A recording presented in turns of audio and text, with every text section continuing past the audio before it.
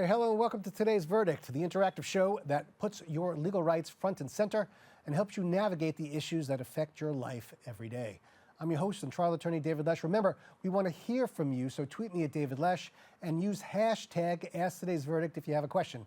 And of course, don't forget to check us out at Bronxnet.tv. Well, it's been over 13 years since Tier 6 was added to the New York State Teachers Pension System. Educators are now fighting to improve retirement benefits and lower the retirement age. Well, joining us today to discuss the Fixed Tier 6 campaign and what's next is Zakkiyya Rock, a delegate from the United Federation of Teachers, Teacher Center coach, and early childhood education. Hello, Zakkiyya. Hello, thanks for having me. It's my pleasure. I want you to know, I said this to you before, I come from a long line of teachers. So if I have to wear the other hat a little bit, please don't get offense to it. But my mom was a teacher for a very long time, worked for the Board of Education, and eventually went to law school, became an attorney, and now is my law partner. But there was a time when she was a full-time teacher. So let's talk a little bit about you. What made you get into this line of work? To be a teacher is just something that I've always wanted to do. I am the type of person that just wants to be there and help out my community in any way, and which is why I'm so involved in my union as well. Where were you a teacher? Where did you do most of your teaching? Most of my teaching in the Bronx. And I'm in District 8 in the Bronx. I also came from District 12 and District 7. So I grew up in District 26, but that was Queens. Queens. Tell me a little bit about your relationship with the students and the kind of work you're doing, is how rewarding it is for you to be a teacher. Oh my gosh. I mean, I'm actually a career changer. So I had started off in a different path. And then in 2008, as you know, everything what happened with the economy. And it was like, that was my time to reflect. What is it that I really want to do? And I was always that person that was teaching everybody or whatever job I had. And I really liked that idea of imparting knowledge to someone else. And to be able to do it for our children in New York City, and especially in communities that come from where I grew up, between Harlem and the Bronx, it's everything to me. But let's be fair. But being a teacher is hard work, and you don't get paid that much money. All right, so personally, it's one of the most important jobs. I think it's one of the most important jobs you can have in society as a teacher. Yeah. You may not remember what you had for breakfast yesterday, but you'll remember who your first grade, second, third, fourth, and fifth grade teacher is. And there's a reason for that, because they were so instrumental in your upbringing and the how you are now once you're an adult. There's a pension plan though as a teacher. Right? You do get a pension. We do. Right. We do. What does that mean for the viewers who don't really understand? What kind of pension do you get as a teacher? Well, right now, we're actually in a pension system called Tier 6. And with that, that's the New York State's retirement system for public employees. We make contributions to be vested into that retirement system and receive a pension when we retire. So a certain amount of money will come out of your paycheck, regardless, if you're a member of the union, obviously, and it comes out of your paycheck, and that will become monies that you can you can get to once you retire. Am I correct? Yes. All right. And that's mandatory, right? I assume it comes out of the check. You don't really have a choice. Right out of your check. Yep. Okay. Now, what's with the tiers? I don't understand that. There's a tier 1, tier 6. Well, I don't understand. Right. So currently, members who were hired after April 1st of 2012 are now in what's called Tier 6. And with Tier 6, the difference is the previous tiers 4 and 5, you could work your 30 years, and then you can retire at age 55, and you must meet both of those requirements. Well, those of us who were hired after April 1st of 2012, we now still work 30 years, but have to do an additional 8, and we cannot retire until age 63. Now, okay, I'm going to put my other hat on here for a second, so don't get offended here. But we raise up Social Security, we raise up these different levels for many different areas. because the population is getting older. We're no longer, our life expectancy is increasing. So we're going to need more money later on. What's so bad about making you wait longer before you vest? Well, it's really just about the amount of years that you are putting in. 30 years is a career, right? And if you think about someone who, those teachers that do come straight from out of college and go straight into teaching their profession, in the teaching profession, they do their 30 years, but they don't meet that age requirement. And what we want is for the requirement to match the previous I tiers. guess what I'm trying to say is that, look, let's say you graduate college, you're a 22-year-old, all right? Right. And you go right into teaching. Hmm. 30 years from there, you're 52. Right. You're going to retire, get your pension, and just go off into the sunset. You're going to live till you're 85. So, I Well, mean, what's the story there? well, there's two things. Well, one, a lot of teachers actually do not retire then, but it is nice to have the option, just like the previous tiers. They have the option that they can retire if they would like to, without having to have those penalties put upon them. Um, and yeah, that's just the big thing. Now, And a lot of people do also go on to other careers right. after that. Mhm. Well, that's true. Just because you're retiring from the Board of Education at 52 or 53 Right. doesn't mean you're not going to start another career someplace else. Where else? Right. Where would the money come from?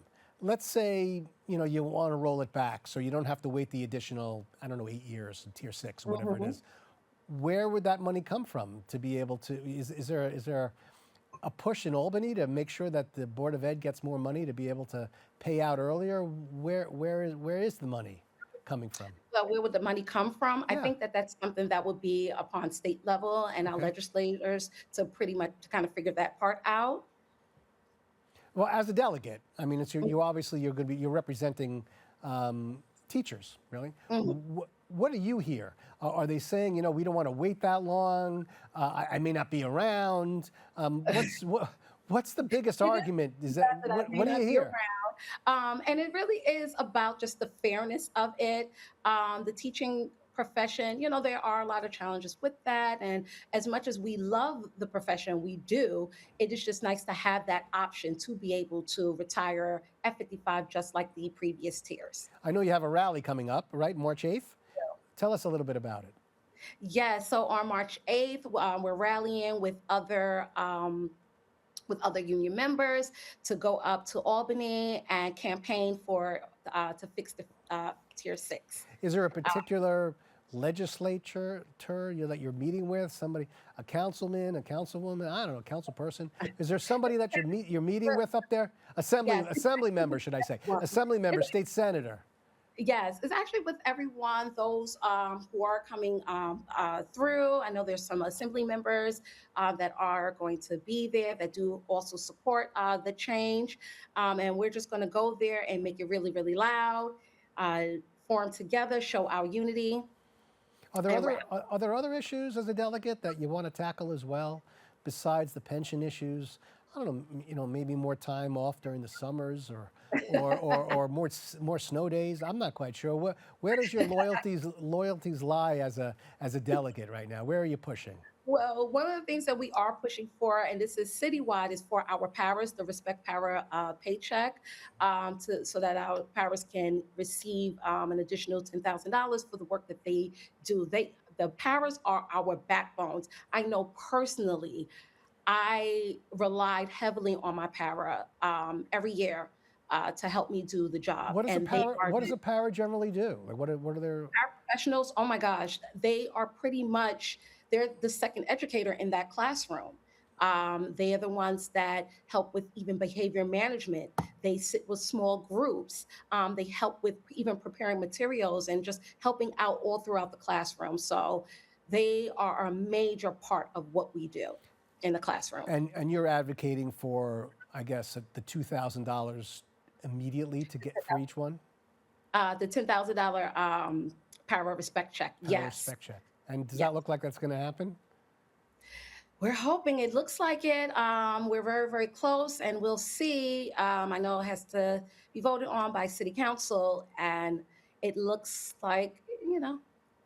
A little more rallying, but I think that it's something that we can achieve. Okay, so let's get back to this retirement age because it's really a very interesting subject. What age do you think is the appropriate age of retirement? To be honest, it should be comparable to the previous tier, which is 55. Okay, and when was the previous tier put into effect? The previous tier, it took about 10 years for the reforms for tier four, and I think about 92 amendments. And in 2000, and the year 2000 is when it took effect, and the 55, 30 years. So 55. So Mhm. I'm not disagreeing with you, but you're saying 55 years old, you put your time in, Mhm. you get your money. You get your pension, and then you can go on and either continue within our profession, like so many people do, or you can move on and set on to a new career. How about you? Any thoughts on a new career or anything you'd want to do?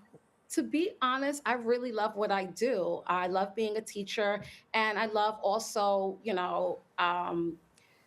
I love my delegate work, and that's just honest. I really, really do. I love being here and to impart information for our members so that they're well informed, the same way that I do for our students. Are you paid as a delegate? I'm not even sure. I don't think you are, right? It's pro bono, like what I do. It's just giving back, It's all right? out of love. all It's all pro out of bono. love and service. It's good. It's good for the soul. All right. Well, listen. Please, you'll come back and let us know how you're doing and how the rally was on March 8th. And we Yes. really wish you good luck here. Thank you so much. Thank you. March 8th in Albany. Get out there, March 8th in Albany. All right. Don't go anywhere because we'll be right back after this. What's up, creative family? Discover your voice with Bronxnet community media classes. Are you ready to bring your ideas to life? At Bronxnet, we offer television production classes for community members ages 18 and over, empowering you to share your vision with the world. Get certified in field production, in-studio production, and our new exciting addition, podcast production. Once certified, you can create your own show to air on one of our 6 TV channels. It all starts with our free Unleash Your Ideas Masterclass, designed to help you plan your show idea and set you up for success on your production journey. This class is offered at the beginning of each month for your convenience. Our dedicated Bronxnet team is here to support, encourage, and uplift you every step of the way. Join us and become a part of the creative force that engages and inspires the Bronx community and beyond. Sign up today and start your media journey with Bronxnet. Visit bronxnet.org/education to learn more and register. Let's create something amazing together.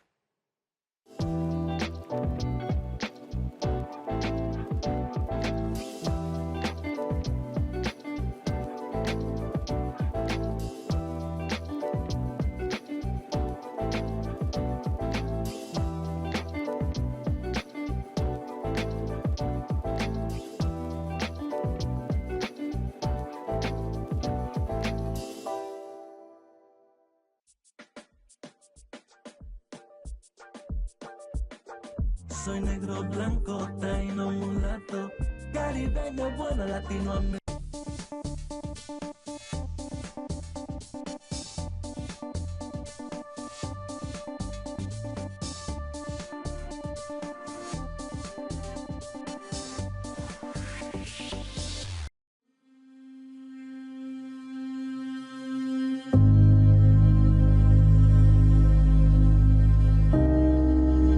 Only 57% of New York City high school students are college ready by their senior year.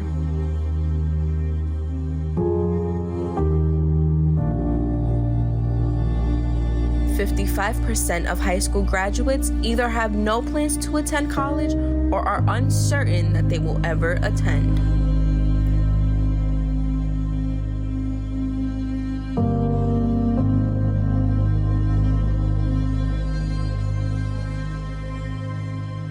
"34% of young adults don't go to college because they can't afford it.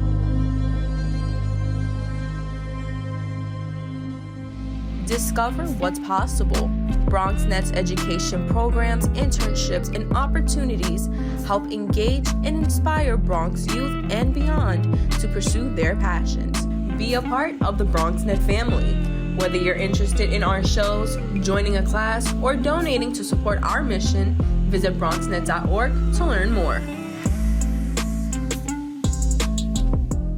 All right, we're taking a look back at an interview from earlier this year in March when a proposal called the NYPD Curb Act was gaining traction in New York. The bill aimed to restrict stop-and-frisk tactics, address racial profiling, and improve policy community relations. Well, at the time, the big question was, would the Curb Act reshape policing in New York? Well, let's take a look. Let's introduce yourselves so we know who you are. My name is Isabel Leyva. I'm a senior organizer at the New York Civil Liberties Union, and I work on the Curb Act campaign and policing issues across the city. And I'm Michael Sazitsky. I'm the Assistant Policy Director here at the New York Civil Liberties Union. All right, well, let's start with the Curb Act itself. Either one, doesn't matter. Please describe for me what the Curb Act is.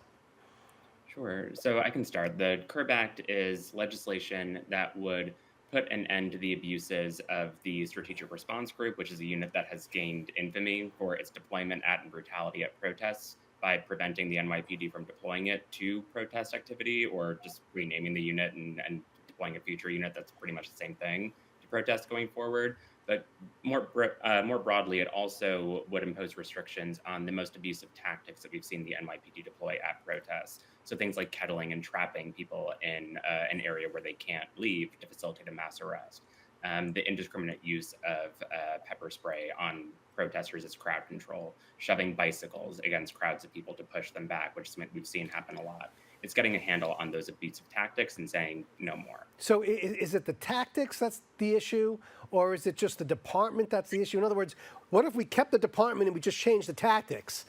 Which one is it, or is it both? Yeah. Well, the SRG was only created in 2015. It's a very new unit.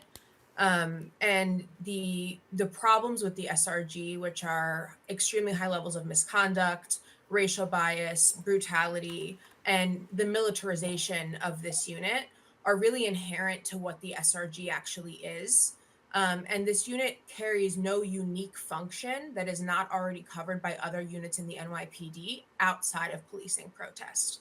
So when folks raise the concern about removing the SRG from protests, interfering with the NYPD's ability to handle crime, the two things actually aren't related. And if the concern is the NYPD being able to handle crime, then that's even more of a reason to remove this militarized unit from protest activity. Does the Michael, let me ask you a question. The militarized unit itself, does it portray some type of strength that makes the community a little bit wary? What is it doing mentally to the people who see this group come out at the rallies? Yeah, I think part of the problem is, the SRG, in their own training materials, they are basically sent in. They were originally billed as a counterterrorism unit. And that there was an initial promise from the police department they wouldn't deploy them at protests, but they ended up actually using them mainly for that. And they are there really as a show of force from the NYPD. They're trained to use really aggressive tactics against specifically Black Lives Matter protesters, against racial justice protesters. It's kind of baked in that they think that they need this stronger militarized response to groups that they are viewing as kind of deserving of kind of special aggressive tactics. And the problem is when you send in that unit, what they end up doing is, actually escalating the encounter on their own. When they send in that militarized unit, it's not even because they're necessarily responding to any kind of protest or demonstration that is posing any real threat.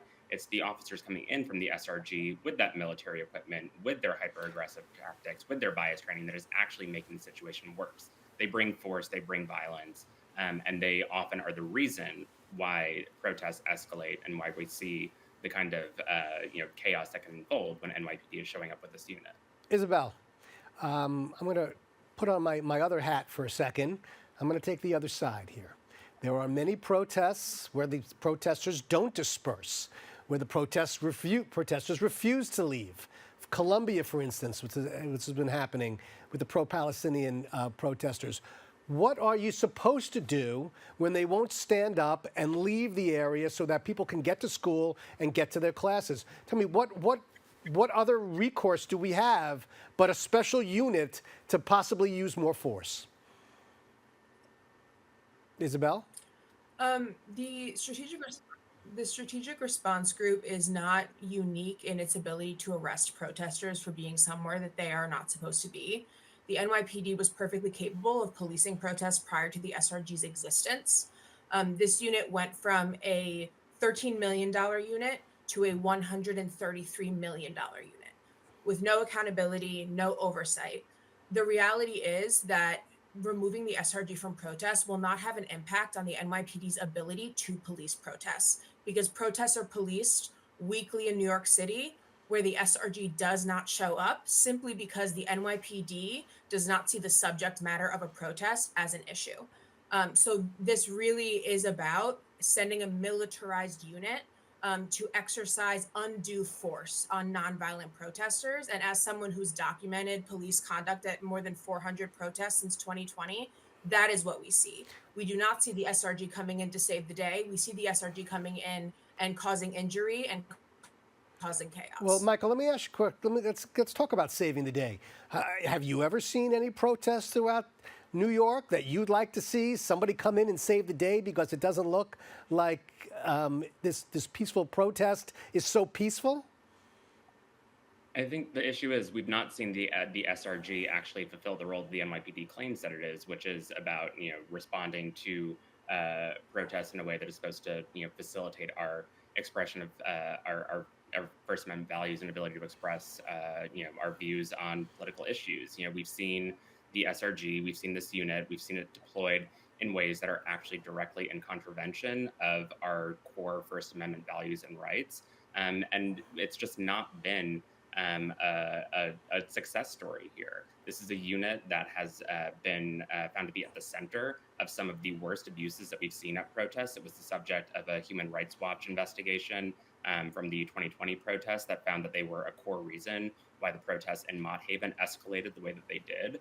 And that protesters, journalists, people who were convening nonviolently to protest, to demonstrate, to call out for reform in the wake of George Floyd's murder, the SRG was a core reason why those protesters were subject to abuse, why their First Amendment rights were violated. This is not a unit that has any business policing protest. The NYPD first, they seemed to recognize that at one point in 2015 when they said, actually, don't worry, we won't deploy this at protests. They have gone back on that promise, and we've seen the result of that walk back, which is the abuse of New Yorkers' First Amendment rights. Isabel, let's get back to the issue of compromise and whether or not we could keep this group and somehow limit their tactics. If that's even possible, I'm not quite sure. But let's say it is. Which tactics would you limit? I mean, the tactics that are outlined in the bill are the tactics that are most used by the SRG. So like Michael mentioned, kettling, use of pepper spray, use of sound devices, use of bicycles as weapons. But when we talk about compromise, that really doesn't apply here. Because if we remove the tactics of the SRG, they will be like every other cop at a protest. And that's the whole point, right? The SRG brings a different level of escalation and has this long history of violence. New Yorkers are traumatized by this unit. When we launched this campaign, let me just stop you for a second. New Yorkers are traumatized by the unit, but New Yorkers are also traumatized by the crime and the fear many of us have throughout the city because of many protests. So how do you respond to those particular individuals that is looking for some strength to feel like they're not afraid to walk down Columbia's campus, let's say? Well, I think that using Columbia as a very specific example and painting that the entire city with that brush as if there are riots in our streets is simply not congruous with reality. And I think what I would say to those people is that fear is real. Everyone wants to feel safe, and the SRG does not keep us safe. Even when the SRG comes in and arrests people that some people might think should be arrested, they do not do it in a safe way. They have often involved pedestrians that are simply just walking by. And this unit is a militarized unit that is not just deployed to protest, but can come to your community if the NYPD sees fit. They do not belong on our streets, regardless of New Yorkers' desire to not want to have to engage with protests in our communities. There are other ways that we can handle that do not require the SRG. Well, that's really what it comes down to. Michael, the pulse of New York right now, and I don't know if you feel it, but I certainly do, it's just a fear of disorder. And maybe we're swinging too far the other way, right, with these types of groups. Is there one particular, solution that you think you could give without moving all the way to the left? Is there something that you think you could put out on air that might be a solution that we could all get behind? The only word so simple as just one thing, but I think the people's perceptions are grounded in their lived experiences, what they're seeing, and I don't want to discount people's perceptions, but you also do have to look at the actual data on what the realities are, and do policy that is actually based on what reality actually is, which shows us that crime has been on the decline in recent years, and that the vibes are not really matching that. But what you do is not really double down on the tactics that are proven in the past to actually just increase mass incarceration and not deliver any real solutions. What you actually need to do is the harder work of looking at where we're investing in actually cutting off the root causes of why people are seeing and perceiving disorder. Is it that they have seen someone who is unhoused, who is sleeping on the subway, and it makes them feel uncomfortable? The solution there is not to send police after them. It's to actually figure out how we can get them into permanent, affordable housing, get them the supports that they need. It's the harder work of actually looking at what are the root causes that are driving people's perceptions about disorder, about crime that's leading to that situation, and cutting it off there rather than just a back-end approach of policing, which, sure, it might remove someone from a community for a particular, send them to Rikers and funnel them into a world of horrible injustices there, but it's not actually solving the core problem, and that's what our lawmakers should be focusing on. All right, well, listen, I'm always looking for a happy medium, somewhere where the subway riders can feel safe. At the same time, the person who is not doing particularly well on the subway is getting the mental health treatment that they need. So, there's never an easy answer to any of these types of things. But I want to thank you both for coming on and discussing the issue, because I think it's important for New Yorkers to know. All right, well, that's all the time we have for today. I'd like to thank our guests for joining us, and of course you, the viewers, for watching. If you missed any part of today's show, be sure to check it out at YouTube. Also, remember, if there's a legal issue or topic you'd like to see in a future edition of Today's Verdict, feel free to contact me at davidlesh@bronxnet.org or tweet me at davidlesh, and make sure to hashtag Today's Verdict. From myself and all of us at Today's Verdict, always remember, know your rights, know your issues, reach a verdict. I'm David Lesh, and we'll see you again in 2 weeks with an all-new episode of Today's Verdict right here on Bronxnet. You take care.